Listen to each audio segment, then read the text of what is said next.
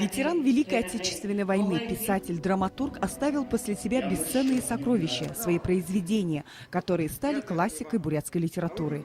Дашар Абдан Батажабай родился в семье скотовода и с малых лет познал нелегкий труд сельчан. В годы работы в Бурятском драматическом театре писал одноактные пьесы. 80-й сезон театра бурятской драмы открыл на малой родине писателя в селе Дагой Агинского автономного округа. Село Дагой Моготинского района очень тепло, гостеприимно встретили всю делегацию. И что очень отрадно, с нами ездила Хамасо Батуевна Батажабай и Сысыгма Дашар Абдановна.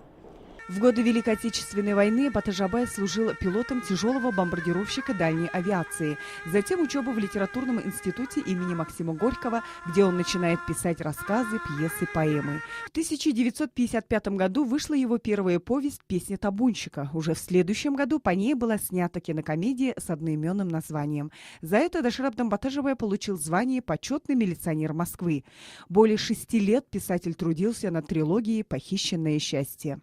Абдан Атбоевич одной трилогии «Похищенным счастьем» он уже в истории как великий. И сегодня вот таких драматургов, как Дашар Абдан Атбоевич, нету. Было много драматургов, Дор Делгиров, Батуман Копурбуев, Байыр Ирднеев, которые писали для наших театров.